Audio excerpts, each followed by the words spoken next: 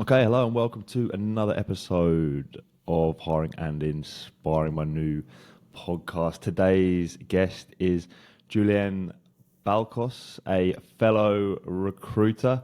She has been in the industry for a couple of years. I'm looking forward to having a chat to her today for her to share a bit about her journey so far, share a bit about her wisdom and some hints and tips and tricks that she does in her work, and for us to connect it a little bit more. I know she's very passionate about what she does. She's doing really well from what I understand. So I'm looking forward to getting stuck into it. So, Julienne, with that introduction, welcome to the show, and how are you getting on? Yes, thank you so much for that amazing introduction, Joe. Yeah, I'm doing really well. And having, to speak with a fellow recruiter that started his own podcast, it's amazing. Yeah, well, you're most welcome. So to kick it off, you're down in Melbourne at the moment, right? There's some sort of a show or an exhibition. What are you up to? What are you up to in Melbourne at the moment? Yes, so our team is down here in Melbourne, and we are exhibiting in an early childhood conference Yeah. for the Victorian market. So there are plenty of, suppliers and Okay. plenty of childcare educators that are coming down, and yeah, we're gonna meet all of them this weekend. So it's Nice. exciting. So lots of old school networking to be Yes, done, right? that's right. And we've also got, childcare center directors and owners that we Yeah. can get on board. Oh, right, exciting. So nothing quite beats, I think, face to face networking, right? Like Hmm. in the flesh, especially in as recruiters. Like I think we thrive when we're out in front of people. I don't know if you feel like that. Hmm. That's right. And it also, build that relationship and put a face on the name with, everyone as well in the Yeah. industry. Yeah, good stuff. Well, I hope you have a good time and a good weekend doing that. So if we just step back a little bit, Mhm. you are, correct me if I'm wrong here, 2 years into your sort of recruitment journey Yes, uh, that's right. in your current role. Yeah, cool. Mhm. So how would you sort of say, how do you feel you're getting on? How would you describe your recruitment journey so far? I would say it is a roller coaster ride because Mm, we've went through pandemic, we experienced lockdowns, and for me, a beginner recruiter coming here in Australia and having been able to delve into the market, it is quite hard, but also you get a really great stuff out of it. Like, I've been able to do really well with my job and be able to get to know the market really well. yeah. Even though there is a pandemic, I was able to surpass that challenge, I would Mm. say. So you've done really well by the sound of things, as you say. What's allowed you to have success? What's been the key factors that have given you that success early on in your recruitment career?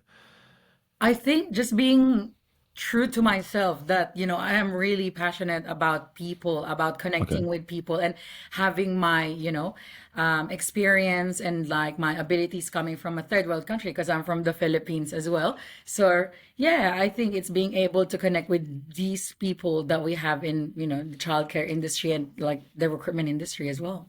Yeah, it's obviously it's a people's game, right? Recruitment. It's Hmm. all we do is speak to people. Yeah. If you were saying someone in your shoes 2 years ago, just starting out in recruitment, Hmm. right? What would be your advice to that person? What tips would you give, or even yourself? What would you tell Hmm. yourself 2 years ago that you now know? Yeah, 2 years into your journey. I think really believing in yourself. Don't trust yourself. Don't Okay. doubt yourself. Just believe that you can do anything. Like anything is possible if you believe in yourself. Yeah. Anything else? I think another um one that I could say is just learning and Mhm. getting mentorship anywhere, like either in your workplace, either outside doing networking, or also people from LinkedIn. Like I do follow a lot of recruiters that are successful here in Yeah. Australia, and every day they post like LinkedIn posts. I get to learn a bit about everything. Like a Mhm. great example would be Greg Savage. I don't know if you've heard of him, but Oh yeah, yeah. I've read his but he's books. an Yeah. amazing, yeah, recruiter. Like every time I like Yeah. his LinkedIn post, I was just like, I didn't know that, but like I'm surprised to learn more from just like a LinkedIn post. And obviously Joe Cutler's post on LinkedIn, amazing stuff. No, no, don't listen to that guy. um, no, you're spot on though. I think that I always say to someone, look for mentors, right, and look for people Mhm. you can learn from. Something that a lot of people, including myself, you kind of always think that you're, not better than you are, or you kind of you fall into the trap and like thinking that you know everything, right? And you, you're never quite, even if you've been doing it for 10 years, Yeah. there's stuff you can still learn. I think where you're going with it, I guess, is just having that mindset, like that open, just being like a sponge, right? So when you come in, if you're new to recruitment, the best people are just like, right, give it, want to learn rather than kind of close things off. Yeah. Yeah. And just be open to learning and just be trying to, and also I think when you say believe in yourself, like it's so important to have that courage in recruitment. Mhm. I don't know if you agree, like, making those difficult cold calls or having those difficult conversations, they're not easy, right? But if you just back yourself, even if you don't get it quite right, it's a lot better than, if you didn't try. Don't know if you Yeah, agree. it is always a learning curve. Every day is, a learning for everyone in recruitment. There's no similar days to a recruiter, I would say. Yeah, for sure. But you enjoying it? 2 years in, you enjoying the ride and that roller coaster and the ups and downs? Yeah, I'm still enjoying it at the Yeah, moment. I want to progress in my career. So I've been, working on myself, having this, as you've said, difficult conversation with clients. And, it'll lead me to a spot wherein I would progress in, let's say in like a managerial position in a oh, couple brilliant. years' time. Cool, awesome. So, in particular, your role, you focus on the childcare education Correct. industry. Hmm. It's not, I'll be honest, it's not an area I know too much about in terms of the, recruitment and, or, the general industry. What is the Hmm. current sort of state of that market? Well, I think it's pretty similar with every, industry that we have at the moment. There's, candidate short market that we have, and then we've also got these clients that are really not sold out to using agencies because, in the previous times, they don't really have to use agencies. They just post ads and they get success out of it. Mm, So, yeah, it is really hard at the moment, but I think for me, having been able to step back and look and think outside of the box, what can I do differently that other agencies, specifically agencies that are, part of the big group of companies that are not doing that I can, put on myself in there. So, mm. yeah, I have had a lot of great success stories with regards to that. Without wanting to give away all your secrets, what are some of those things that you're doing differently? Yes, I think I thrive in building a relationship with candidates and Okay. clients. So I've pretty much had amazing relationship with my candidates, which then led to referrals. And I was able to place their friends and like family members Oh, in a right. span of like a couple weeks time. Wow. So Yeah. what's your sort of process? Say you find a good candidate that you think this Hmm. is I can definitely help this person. To build that relationship, how do you do that? What kind of questions do you ask, or what's your sort of Hmm. how do you go about doing that, would you say? Because I believe the first 5 seconds of, a phone screen will decide how you can get on about with your relationship with your candidates and Yeah. even your clients. So I think being able to connect with them within those first 5 seconds, have, have a chat with them and really listen. Because we know in the recruitment industry, all recruiters, we just talk and everyone knows that. But if you listen to what the candidate wants, to what the client wants, you're gonna get, their sympathy. They're gonna be able to say to you, yes, this recruiter, she listens. So they're gonna be able to trust you. So having that trust is really important. Yeah. You definitely lose that credibility if you Hmm. don't listen, I think. Like if they sort of tell you, if a candidate tells you I'm looking for this type of job, and then you go, okay, cool, and then you say present them with a Yeah. job that's totally different, they've just gone, you haven't listened to me, and then they probably won't pick up your phone call again. Um, what sort of areas of the job do you enjoy most? What are you in? Maybe not so much. I think I would say I enjoy talking to different people, candidates, Mm. clients, and being able to know their needs, their requirements with what they have in their role. And I think at the moment, I'm really struggling to do business development, but we all know that in this market, you need to, branch out. You can't just do like recruiting candidates. You can't just stay stagnant in whatever roles, in whatever clients Mm. that you have. You need to get more clients in order for you to build your pipeline. So I'm really trying my best to have that really difficult conversations with new clients and being able to, offer them what we have and justifying why we charge those fees. But yeah, Mm. it's gonna be, a long way. Is that something that's maybe challenging for yourself, those tough sort of negotiations, those when you're maybe on the fees you discussed there? Initially, yes, but as as I learn and as I grow in, this market, I was able to, have Yeah. those difficult conversations and be able to back myself up. That's really Nice. important. Back yourself up. What do you have? What kind of, experience? Give numbers and everything. Mm. And yeah, just believe in yourself. It's all, yeah, it's all practice as well. Like I remember that, the first sort of negotiation you have is always terrible. Like, Hmm. and then, but just the more you do it, it is quite simple. The better you get at negotiation for sure. Hmm. Just picking up on something that's on your LinkedIn profile, Yes. I noticed you mentioned your I could get this wrong, but a believer of passion towards work is a path to success. What did you mean by that?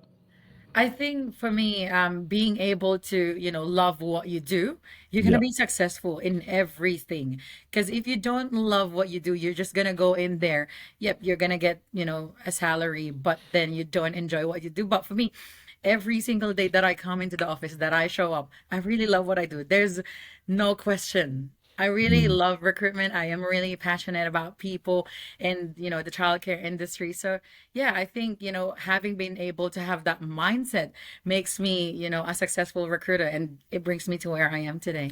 Yeah. So something that I think about this a lot is like, did you like were you passionate about Hmm. what you do before you did it? So did you like, right, I'm really passionate about recruitment, working in Hmm. sales and the space, the childcare space. So you went and worked in that? Hmm. Or did you sort of just end up working there and Hmm. then find out that you were passionate about it?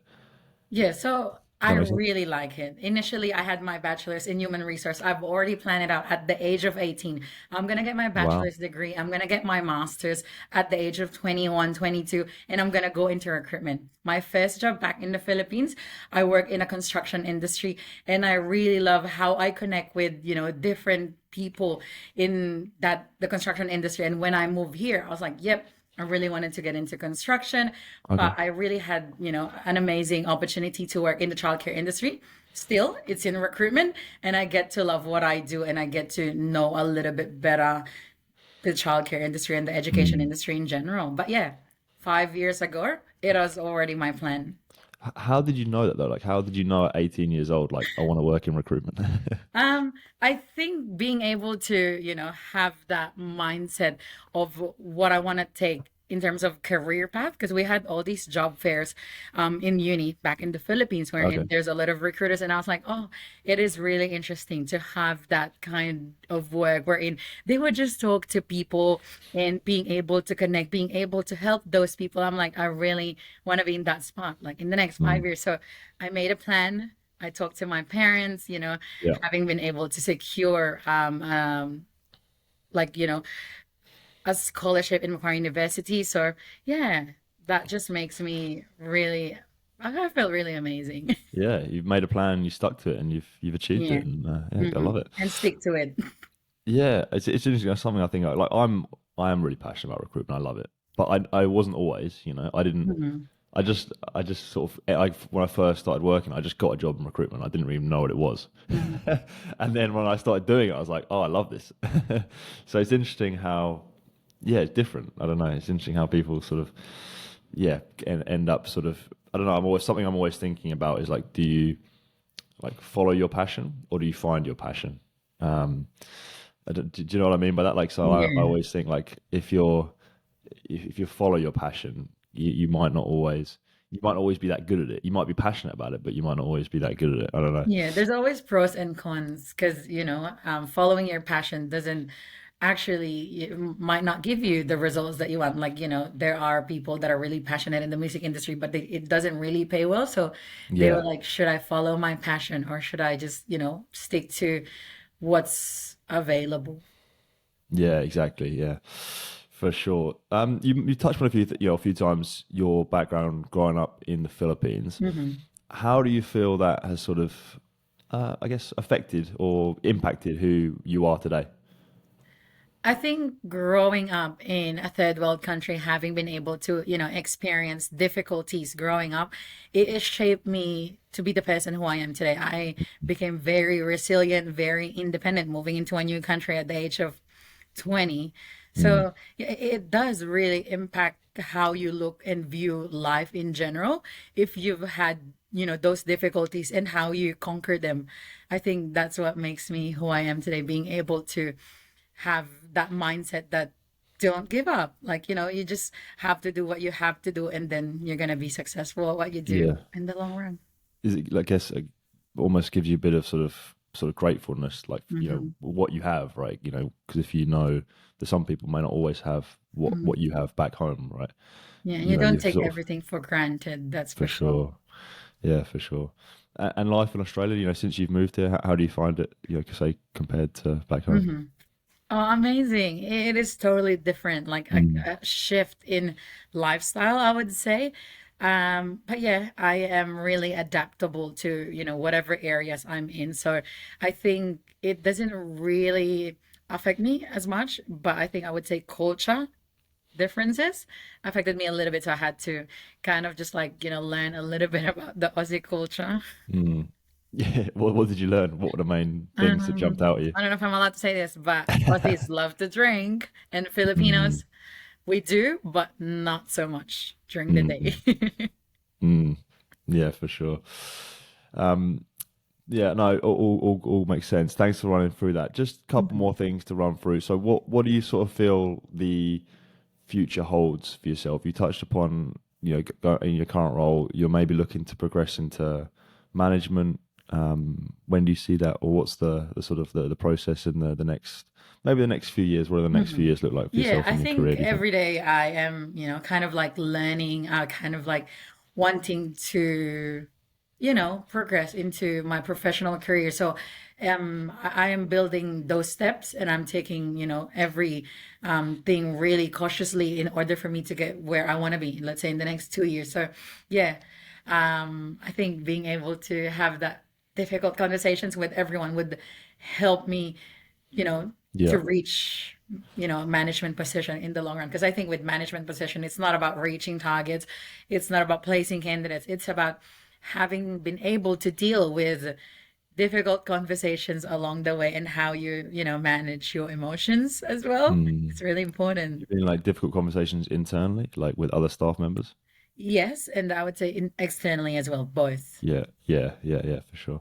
Yeah, that once you, I always think once you start having those difficult conversations, like, or when you start or being able to ask those sort of difficult questions, that's Mm, when you actually start leveling up in recruitment. Like when you can sort of push back or ask that, have that tough negotiation. If mm. you, when you don't give in, right, that's when you start getting, yeah, really start leveling up. Moving forward, this is sort of just a little final question for me. It's something I tend to ask Yeah. people on this show. The sort of the topic of, and it's around success, right? So to yourself, Julian, what does, and you can take this any which way you like, Yeah. personally, professionally, whatever. What does success mean to you? Success. I think if you step back and think about what is success, it is a subjective concept that can mean different things to different people, right? But I think for me, success is being able to achieve a goal, and you get the desired outcomes that you want. But in order for you to be successful, you have to overcome obstacles. You Mm, have to make progress. You have to have that sense of achievement in overcoming those obstacles, right? But yeah, I would say success for me, professional, personal, it constitutes me as a person that maybe I would say financially, because I live in a third world country. So if I'm earning a lot, or like if I'm, having been able to reach my savings goal, then I can be successful. But that also doesn't mean that I'm successful financially. That I'm successful if I have that financial goals. It's also like personal goals. Like, what do I really want to achieve? Personal mm. and professional. So it's more about sticking to a target, sticking to a plan, setting a goal, and hitting it. But it's not, those goals don't just have to be They don't have this to be, financial. Julienne, thank you very much for joining me on the show. Really enjoyed the chat. Thank you for sharing, your journey and your insights. You're doing some really good stuff out there, I think, and yeah, wish you all the best in the rest of your recruitment journey and your career. Enjoy the expedition down in Melbourne as well. Really good to chat to you. See you later on. Cheers.